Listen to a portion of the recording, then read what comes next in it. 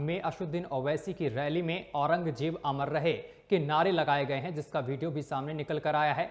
इसको लेकर पुलिस फिलहाल जांच पड़ताल कर रही है। दरअसल बुल्डाना में शनिवार की शाम को सांसद ओवैसी की पार्टी AIMIM के चीफ यहां पर मौजूद थे और एक जनसभा चल रही थी, जिसमें आपको बता दें चले कि असदुद्दीन ओवैसी अपना भाषण दे रहे थे, तभी औरंगजेब के लिए नारे लगने शुरू हो गए।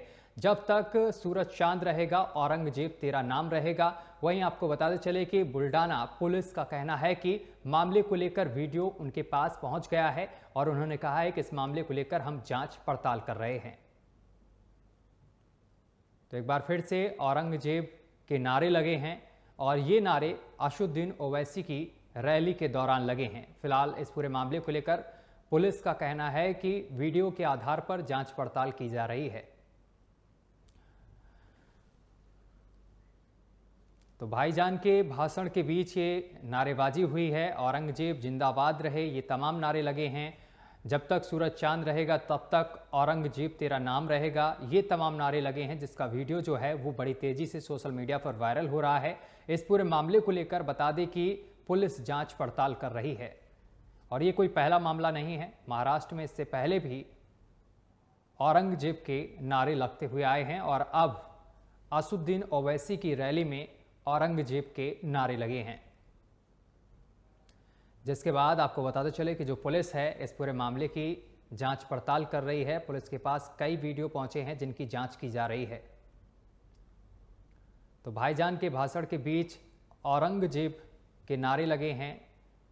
जो वहां पर तमाम लोग थे उन्होंने औरंगजेब के नारे लगाए हैं, जिसका वीडियो जो है वो बड़ी तेजी से सोशल मीडिया पर वायरल हो रहा है। इस पूरे मामले को लेकर फिलहाल पुलिस जो है वो जांच पड़ताल कर रही है। तो बड़ी और अहम जानकारी आप तक पहुंचा रहे हैं, जहां आपको बताते चले कि ओवैसी की रैली में नारेबाजी की गई है। औरंगजेब जिंदाबाद के नारे लगाए गए हैं, औरंगजेब अमर रहे के नारे लगाए गए हैं और जिसका वीडियो जो है वो बड़ी तेजी से वायरल भी हो रहा है। AIMIM चीफ हैं असदुद्दीन ओवैसी, जो जनसभा को संबोधित कर रहे थे और उसी दौरान नारे लगे हैं।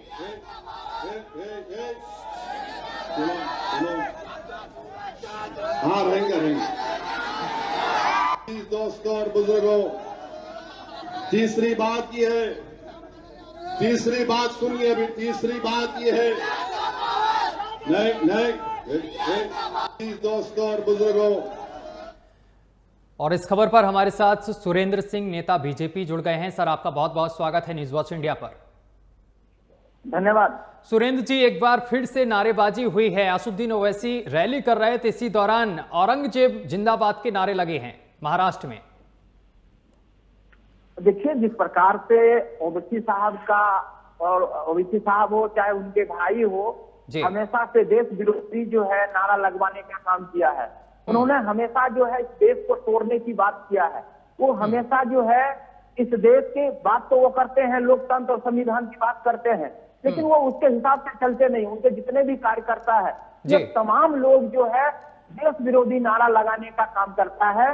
मैं तो महाराष्ट्र की सरकार से मांग करता हूँ कि इनके ऊपर जो है, इनके कार्यकर्ता के ऊपर जो है देशद्रोही केस FIR दर्ज हो, ताकि जो इस तरह की जो दंगा अहिंसा कराने का जो इनका मंशा है, इस देश को तोड़ने का जो मंशा है, वो आगे इस तरह का कोई भी इस तरह की कोई घटनाएं ना घटे। क्योंकि वो हमेशा से अपनी राजनीतिक रोटी सेकने के लिए इस देश के अंदर जो है भड़काऊ भाषण देना, हिंदू मुस्लिम करना, और वो खुद कहते हैं कि मैं हिंदू मुस्लिम नहीं करता हूँ, जबकि उन्हें आप देखे होंगे हमेशा उनके जितने भी सभाएं होती है उस सभा में जो है वो हिंदू मुस्लिम वाले भड़काऊ भाषण देते हैं, ताकि लोग के अंदर जो है एक अलग सी वो आग पैदा हो और ताकि इस देश के अंदर कहीं दंगा कर दे, इस देश के अंदर अराजकता फैला दे और इस देश को तोड़ने में हमेशा से जो है उनका सबसे पहला आगे हाथ रहता है। सुरेंद्र जी, लेकिन असदुद्दीन ओवैसी जब कहते हैं तो वो आपकी पार्टी पर आरोप लगाते हैं हिंदू मुस्लिम करने का, लेकिन वही जब रैली कर रहे हैं उनकी रैली में औरंगजेब जिंदाबाद के नारे लगे हैं। और ये कोई पहला मामला नहीं है, इससे पहले भी उन्होंने तमाम जगह रैली की है, ऐसे ही कुछ नारेबाजी देखने को मिली है। जी बिल्कुल, देखिए ओवैसी साहब की जितने भी सभाएं होती है वो हर सभाएं में जो है ये उल्टा सीधा उनका भाषण होता है। आपने सुना होगा, अभी बहुत पुरानी एक वीडियो था उनका, भाई ने कहा कि मुझे 15 मिनट दे दो, मैं इस देश को मैं ऐसा कर दूंगा वैसा कर दूंगा। तो देखिए वो हमेशा जो है सिर्फ जो है वो इस देश के अंदर जो है हिंसा अराजकता, और वो हमेशा सुर्खी में बने रहने के लिए इस तरह की काम वो करते हैं। चलिए सुरेंद्र जी, बहुत बहुत शुक्रिया आपका तमाम बातचीत करने के लिए।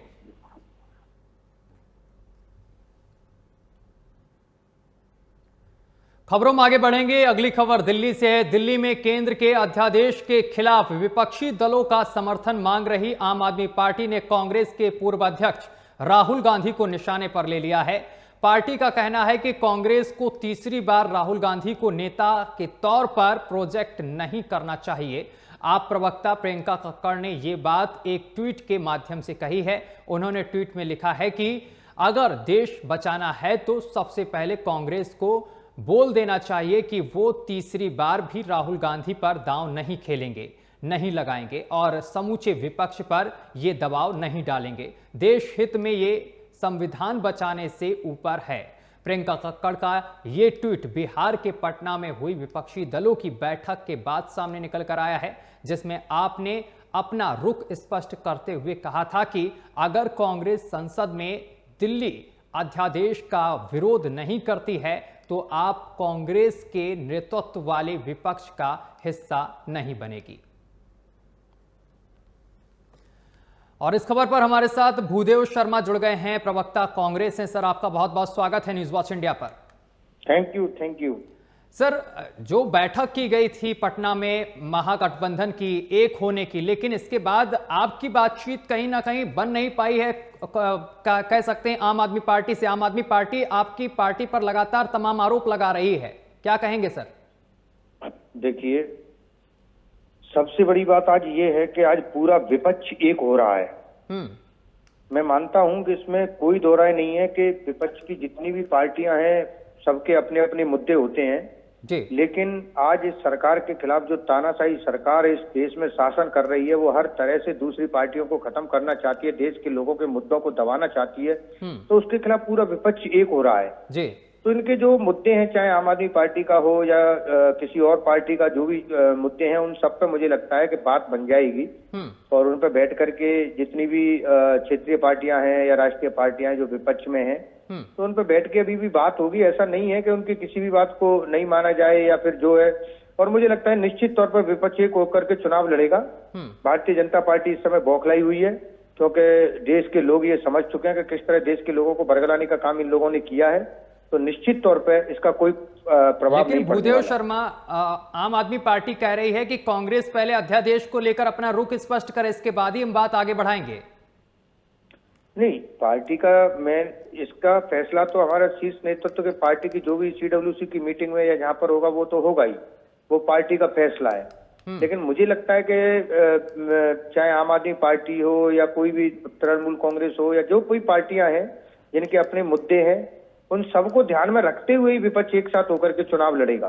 तो क्या जरूरत इस तानाशाही सरकार के खिलाफ देश के लोगों के मुद्दों को उठाने की है। आज जिस तरह से पूरे विपक्ष को खत्म किया जा रहा है, लोकतंत्र को खत्म करने का प्रयास किया जा रहा है, संविधान को खत्म करने का प्रयास किया जा रहा है, तो उसके लिए सभी को एक होना पड़ेगा। तो इसलिए इसका कोई फर्क नहीं पड़ता है, उनकी बात का ध्यान रखा जाएगा और जो भी होगा जल्दी ही इसका स्पष्ट कर दिया जाएगा।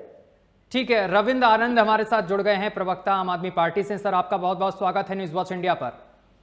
धन्यवाद। रविंद्र जी, प्रियंका कक्कड़ का जो ट्वीट सामने निकल कर आया है, उन्होंने कहा है कि अगर देश बचाना है तो सबसे पहले कांग्रेस को बोल देना चाहिए कि वो तीसरी बार भी राहुल गांधी पर दांव नहीं खेलेंगे या नहीं लगाएंगे। जी देखिए जी, ये तो कांग्रेस ने तय करना है कि उन्हें किसको चेहरा बनाना है, किसको दांव पे लगाना है। लेकिन आम आदमी पार्टी का इस पर स्पष्ट रूप से यह कहना है कि देखिए, जो पिछले 9 साल में जनता त्रस्त हुई है जी, जो झूठे वादे दिखा करके भारतीय जनता पार्टी सत्ता में आई कि लोगों को 15 लाख मिलेंगे, सस्ता गैस मिलेगा, महिलाओं पर अत्याचार जो हो रहे हैं वो खत्म होंगे, किसानों पे जो मार पड़ रही है वो खत्म होगी। और हमने ये देखा कि जिस प्रकार काले कानून आए, जिस प्रकार महिलाओं पर बीजेपी के नेताओं का शोषण सामने दिखाई दिया, चाहे वो ब्रिजभूषण हो, ऐसे हजारों मामले हैं आपके ही न्यूज चैनलों पे हम देखते हैं। और अब लोगों को ये समझ में आने लगा है कि झूठ बोल करके सत्ता में आई भारतीय जनता पार्टी की सरकार ने सिर्फ जुमले देने के अलावा कुछ काम नहीं किया। अब हम कांग्रेस की बात करते हैं, तो कांग्रेस ने, देखिए कांग्रेस का क्या है कि कांग्रेस अपने स्टैंड पर कभी भी जनता के जो मुद्दे हैं उनको उठाने में हमेशा फेलियर रही है। और जो इनके आपसी झगड़े हैं, अगर हम राष्ट्रीय नेतृत्व में भी देखें और अगर हम प्रदेशों में जो इनकी सरकार है, जो इनकी सिर्फ डब्बल है, वो जनता के सामने खुल चुकी है। अब जनता काम करने वाली पार्टी को आगे लाना चाहती है। आम आदमी पार्टी जो कि पिछले 9-10 सालों में राष्ट्रीय पार्टी बनी, आम आदमी पार्टी इस वक्त 2 राज्यों में सरकार है, 4 राज्यों में विधायक हैं। और अभी गुजरात में हमने जब चुनाव लड़ा तो 41 लाख लोगों ने हमें वहां वोट किया। ठीक है। तो देखिए ये दर्शाता है कि आगे आने वाले भारत की तस्वीर कुछ और होगी। पढ़े लिखे युवा और अच्छे नेताओं को जनता चुन करके आगे भेजेगी। भूदेव शर्मा क्या कहेंगे, फेलियर पार्टी आपकी बताई जा रही है? देखिए अब आम आदमी पार्टी, देखिए आज ये सभी को पता है कि आम आदमी पार्टी की क्या हालत है, क्योंकि इनके जो नेता जो भ्रष्टाचार के खिलाफ आए थे और आज वो सभी भ्रष्टाचार के खिलाफ जेलों में बंद हैं। और रही बात कांग्रेस की, तो मैं ये बताना चाहता हूं कि आज अगर देश में अगर कोई नेता है जो भारतीय जनता पार्टी से बिना डरे हुए देश के लोगों के मुद्दे उठा रहा है, चाहे उनकी संसद की सदस्यता चली जाए, चाहे कुछ भी हो, चाहे वो किसानों के मुद्दे हों, युवाओं के मुद्दे हों, देश के लोगों के जिनके भी मुद्दे हैं, वो केवल राहुल गांधी जी हैं जो बिना डरे हुए मुद्दे उठा रहे हैं। अगर राहुल गांधी जी आज एक ट्वीट भी करते हैं तो पूरी की पूरी सरकार को रोजगार मिल जाता है, पूरे कैबिनेट मंत्रियों को वो आकर के प्रेस कॉन्फ्रेंस करेंगे। मतलब जितना भी है, केवल एक ही नेता है इस देश में, वो राहुल गांधी है, जिनसे इस भारतीय जनता पार्टी को डर लगता है, जिसने कन्याकुमारी से लेकर के कश्मीर तक देश के लोगों के लिए पूरे भारत देश की यात्रा की। ये कोई नहीं कर सकता झूठ बोल करके।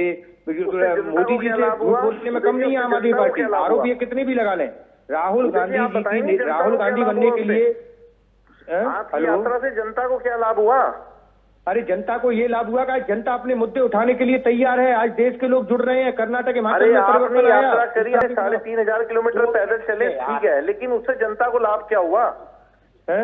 आपने जनता को क्या फायदा पहुंचाया? आप ये बताओ ना। अरविंद केजरीवाल जी ने स्कूल अच्छे कर दिए, अरविंद केजरीवाल जी ने हॉस्पिटल अच्छे कर दिए, जनता को फायदा हुआ। देखिए सबसे बड़ी बात यह है कि आम आदमी को फायदे हो। सुनिए पहले सुनिए। आज आम आदमी पार्टी की सबसे बड़ी दिक्कत यही है कि इसलिए इनके साथ कोई खड़ा होना नहीं चाहता है कि ये भी भारतीय जनता पार्टी की बी पार्टी की तरह काम करते हैं, जो भ्रष्टाचार को खत्म करेंगे, ये करेंगे, खुद ही सबसे बड़े भ्रष्टाचारी निकले, इसलिए इनके साथ खड़ा होने में सबसे बड़ी दिक्कत है।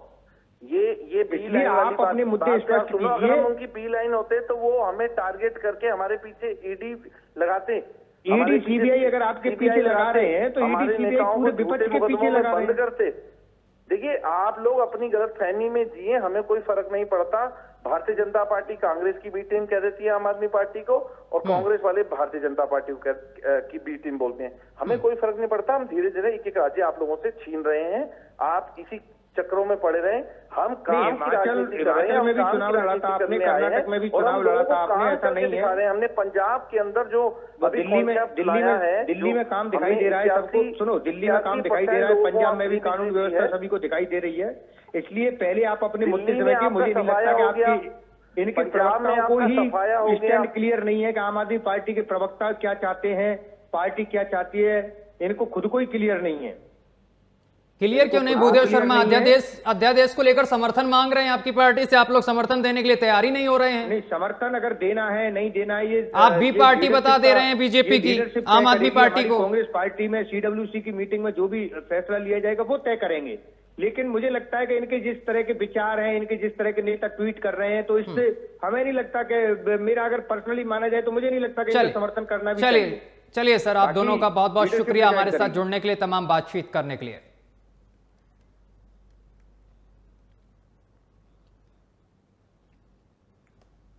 खबरों में आगे बढ़ेंगे। सहारनपुर के आवासीय बाल सुधार गृह में लड़कियों के साथ कथित तौर पर यौन उत्पीड़न का मामला सामने निकल कर आया है। आपको बता दें कि 2 दिन पहले लड़कियों का एक कथित वीडियो भी वायरल हुआ था। एसडीएम सदर इस बाल सुधार गृह का निरीक्षण करने पहुंची थी, जहां पर लड़कियों ने एसडीएम से बताया कि उनके साथ आपत्तिजनक व्यवहार किया जाता है। लड़कियों ने मारपीट और अवैध वसूली का भी आरोप लगाया है। प्राथमिक जांच में आरोप सही पाए जाने पर सुपरिटेंडेंट समेत 5 कर्मियों पर यहां पर बर्खास्त कर दिया गया है। इन पर कड़ी कार्रवाई की गई है। वहीं इस खबर को न्यूज वॉच इंडिया की तरफ से प्रमुखता से चलाया गया था, जिसके बाद बालिका गृह की शिकायत के मामले में डिस्ट्रिक्ट प्रोबेशन ऑफिसर की तहरीर पर मुकदमा दर्ज कर लिया गया है। वहीं महिला क्षेत्राधिकारी ने नेतृत्व में एसआईटी गठित कर इस मामले की जांच की जा रही है।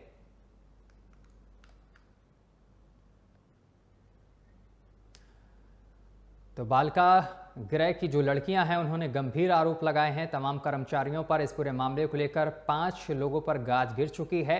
वहीं आपको बताते चले कि अन्य पर भी कार्रवाई की जाएगी, जिसको लेकर जांच की जा रही है। प्रथम जांच में आरोप सही पाए जाने पर सुपरिटेंडेंट समेत 5 कर्मचारियों को बर्खास्त किया गया है। और इसी खबर को न्यूज वॉच इंडिया ने बड़ी प्रमुखता के साथ चलाने के बाद बालिका गृह की शिकायत के मामले में डिस्ट्रिक्ट प्रोबेशन ऑफिसर की तहरीर पर मुकदमा दर्ज कर लिया गया है। महिला क्षेत्राधिकारी के नेतृत्व में एसआईटी गठित कर मामले की जांच की जा रही है। साक्ष्यों के आधार पर कार्रवाई की जाएगी।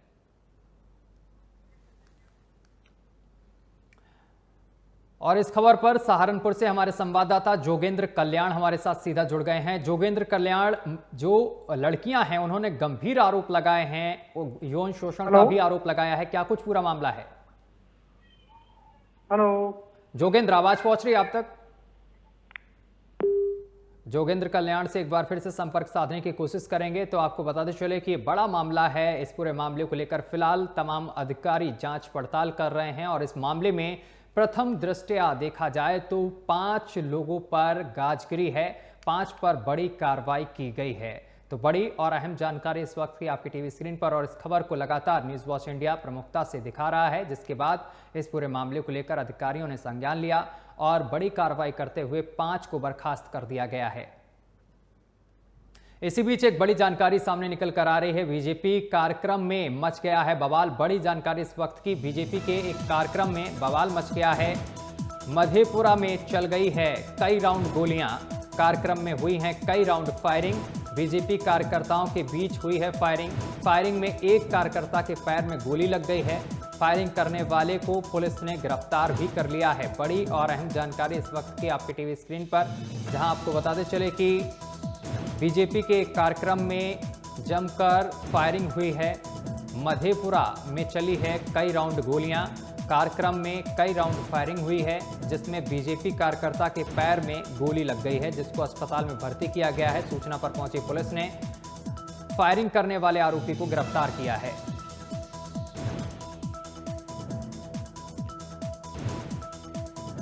और इस खबर पर अधिक जानकारी के साथ हमारे संवाददाता ओमशील हमारे साथ सीधा जुड़ गए हैं। ओमशील, बीजेपी के कार्यक्रम में गोलियां चली हैं, क्या कुछ पूरा मामला है? ओमशील से हमारा संपर्क टूट गया, एक बार फिर से संपर्क साधने की कोशिश करेंगे। तो बड़ी और अहम जानकारी इस वक्त की आपके टीवी स्क्रीन पर, फायरिंग करने वाले को पुलिस ने गिरफ्तार किया है। बड़ी जानकारी इस वक्त की आपके टीवी स्क्रीन पर, बीजेपी के कार्यक्रम में आपस में कार्यकर्ता भिड़ गए, जिसके बाद कई राउंड फायरिंग हुई है, भगदड़ मच गई। वहीं सूचना पर पहुंची पुलिस ने फायरिंग करने वाले युवक को गिरफ्तार कर लिया है। बड़ी और अहम जानकारी इस वक्त की आपके टीवी स्क्रीन पर, जहां आपको पता चले कि मधेपुरा में गोली चली है, बीजेपी के कार्यक्रम में गोली चली है, कई राउंड फायरिंग हुई है, जिससे कि इलाके में दहशत का माहौल देखने को मिल रहा है। फिलहाल फायरिंग करने वाले युवक को पुलिस ने गिरफ्तार कर लिया है, इससे पूछताछ की जा रही है। बड़ी जानकारी इस वक्त की आपके टीवी स्क्रीन पर, बीजेपी के एक कार्यक्रम में गोलियां चली हैं, जमकर ताबड़तोड़ फायरिंग हुई है। एक बार फिर से हमारे संवाददाता ओमशील हमारे साथ जुड़ गए हैं। ओमशील, बीजेपी के कार्यक्रम में जमकर ताबड़तोड़ फायरिंग हुई है, क्या कुछ पूरा मामला है? सत्यम, बिहार के मधेपुरा में बीजेपी ने कार्यक्रम आयोजन किया था जिसमें कि तारकिशोर प्रसाद और नीरज सिंह बबलू को उपस्थित होना था उस कार्यक्रम में, और कई नगर के कार्यकर्ता और वहां के जो स्थानीय नेता वगैरह हैं वो भी आने वाले थे। पर वहां पर तारकिशोर प्रसाद और जो नीरज सिंह बबलू हैं उनके आने से पहले दो गुटों में मारपीट हुई, और मारपीट ऐसी बढ़ी कि दो गुटों में गोलीबारी भी हो गई, कई राउंड गोलियां चली। जो पंकज पटेल, जिनका बताया जा रहा है कि जिनके लाइसेंसी गन से जिन्होंने वो फायरिंग की, उसके बाद से वो एक पक्ष के लोग जो संजय वगैरह के पक्ष के जो लोग थे वो घायल भी हो गए हैं, और मारपीट के दौरान भी कई लोग घायल हुए हैं। हालांकि इन सारी चीजों के बाद प्रशासन ने जो पंकज पटेल है उन्हें गिरफ्तार कर लिया है, जो आरोपी है उन्हें गिरफ्तार कर लिया है, और जो घायल हैं उनकी इलाज चल रही है। ठीक है उमसिल, बहुत बहुत शुक्रिया आपका तमाम जानकारी साझा करने के लिए।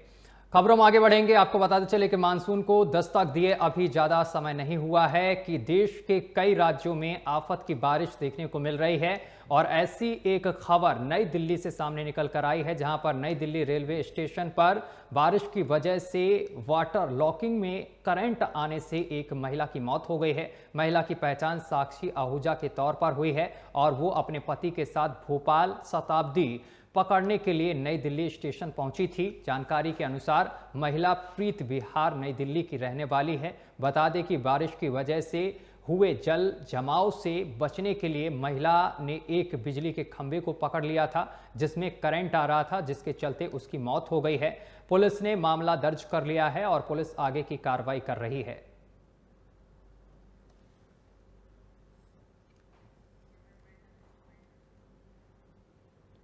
और चलिए इसी के साथ बुलेटिन में अभी के लिए बस इतना ही। देश दुनिया की तमाम खबरें देखने के लिए देखते रहिए न्यूज़ वॉच इंडिया।